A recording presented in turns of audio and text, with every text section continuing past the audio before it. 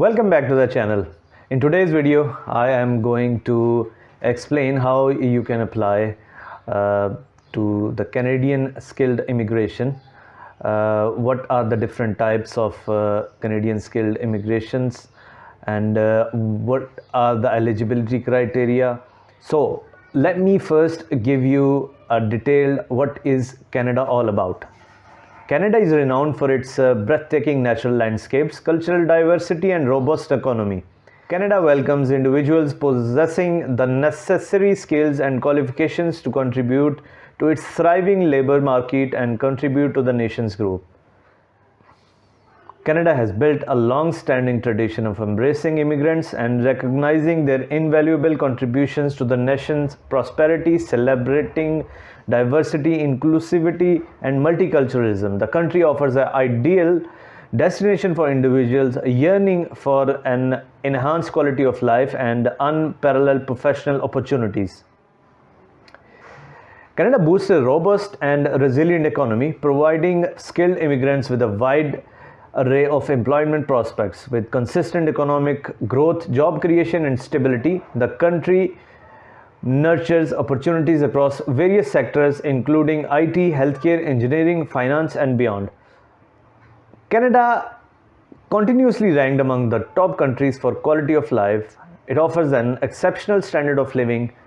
Cities provide a safe and clean environment, exemplary healthcare system, superior educational standards, and a plethora of recreational activities. Moreover, Canada's unwavering commitment to social welfare ensures that immigrants have access to a comprehensive support system.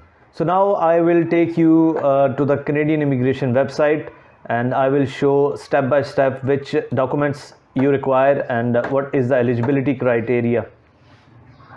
So once you come onto the Canadian immigration website,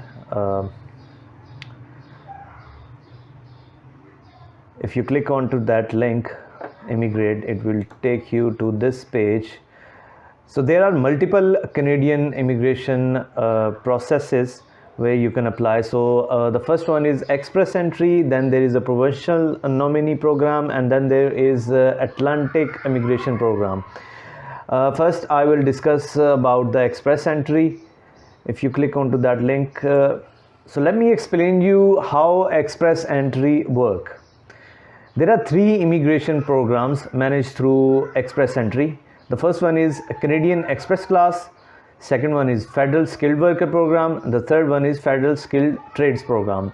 So the first one for the Canadian Experience Class, for skilled workers who have a Canadian work experience or work experience must have been gained in the past 3 years before you apply. So if you are already in Canada and you have a 3 years work experience in Canada, you can apply through this stream.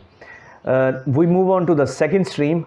If you are a Federal Skilled Worker Program, for the Federal Skilled Worker Program, a foreign work experience is required and you must meet the minimum criteria for education and also the other factors. I will come back later on this stage.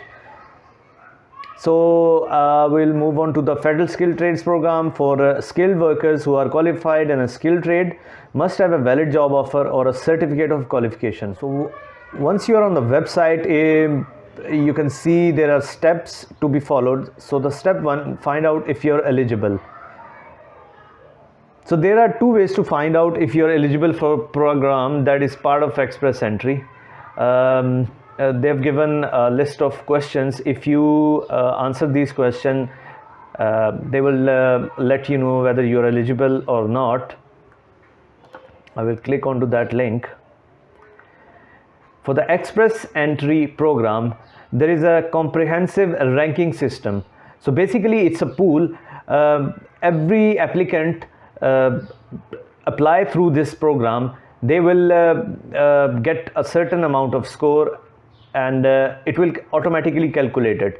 So once you click onto that link, it says there are 3 immigration programs under express entry and each has different requirements. So you will need about 10 to 15 minutes to fill out this form. So the questions they are going to ask about are nationality, age, language ability, family members, education, work experience, detail on any job offer. Based on these answers, they will let you know what programs you may be eligible. So be as accurate as you can. If you are eligible for express entry, they will give you a detailed list of instruction on what to do next. This would include filling out an online profile. Based on that profile, if you meet the requirements, you will be put in a pool of candidates for immigration and possibly invited to apply to Immigrate. So if you click onto that link, check your eligibility. The first question they are going to ask, which province or territory do you plan to live in? If you don't know yet, choose a province or territory you are most interested in. I would love to move to British Columbia. Click on the next. The second question they ask about is Canadian official language is English as usual and French also. So you need to submit your language test results for all these programs under express entry. So which language test did you take? I took IELTS, and then you have to calculate the score. What score did you get on your IELTS exam? I took it this year in the month of January. So for speaking, I scored about 8.5 bands. For the listening score, I scored about 9. And for the reading, I scored about 7. And for the writing, I scored about 6.5. So the next step they ask, do you have any other language results, which is of course they are asking about the French. I did not have any French certification, so I would select none.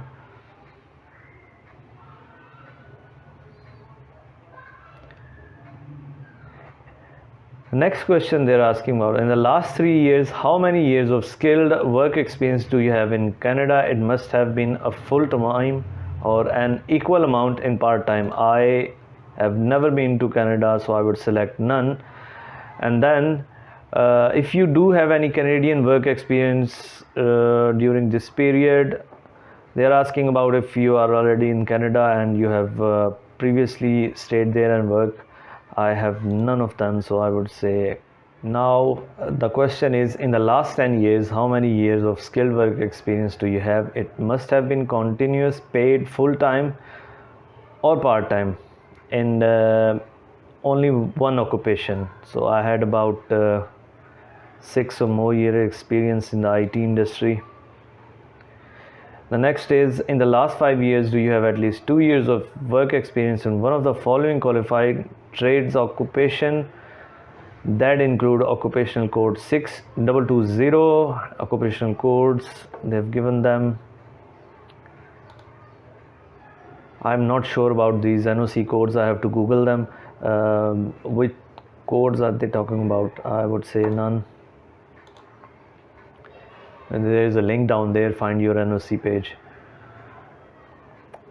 How much money in Canadian dollars will you bring to Canada? So less than $13,757, they are not acceptable. You have to take $13,757 for yourself. If you are multiple applicants, the money goes added up into your account. So how many family members are you going to bring into the camera? I would say just one. Click on the next. Do you have a valid job offer in Canada? If you do, then you can select yes, and if you don't, then select no. Now they are asking about your date of birth, which I am obviously not going to put the correct one. So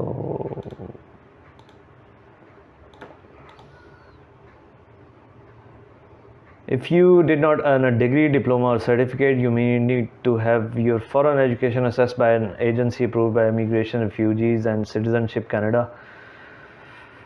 So if you have degrees that are outside of Canada, you need to send them to Canadian immigration. In fact, the institution I recall where I sent was WES. They take about $80 and they verified my degrees from my universities and they gave me an equivalence certificate. So, and the equivalence certificate, on that equivalence certificate, it stated I have a master's degree. It's in fact a professional degree equivalent to Canadian degree. So you have to do that as well. So the next step is they are asking if I have studied full-time in Canada for 2 years or more. I haven't. I have a relative. No, none of the above.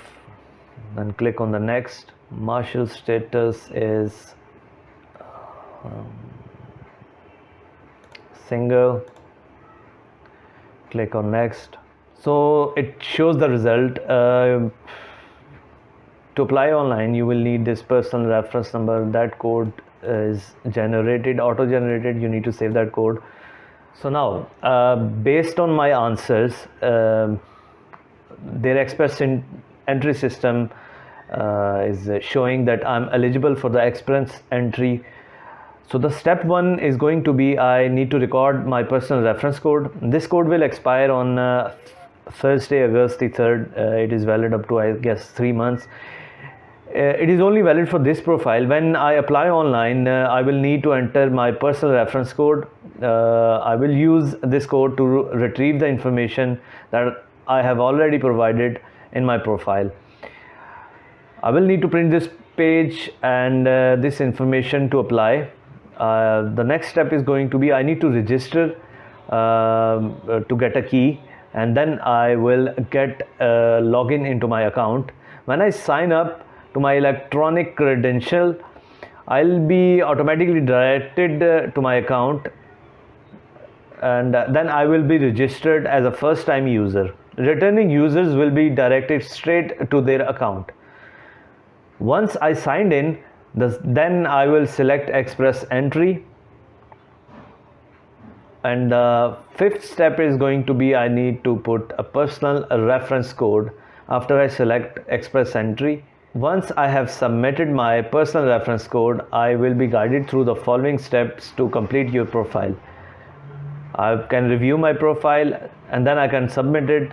After I submit, I will see a page that confirms that my profile has been submitted. It will have more information on the next step. Shortly after you submit, you will receive a confirmation message in your account. So this was the process for the express entry. I was only eligible to apply for the express entry program, so that is why I can only discuss it with you, the detailed express entry. The documents usually requires are your passport, your language certificates, your academic qualifications, provincial nominee if you have one, a written job offer from a Canadian employer if you have one, police certificate, medical exam, proof of funds, and birth certificate. So that's it for today's video. I hope I covered the main things about the express entry. If you want me to make a video about provincial nominee program, then do let me know in the comments. Please like this video, share this video. Have a good one. So that's it for today's video. I hope you like it. If you do, please give me a big thumbs up and share it with your friends. And don't forget to subscribe and follow us on our social media for latest opportunities around the world. Thank you very much for watching and see you on the next one.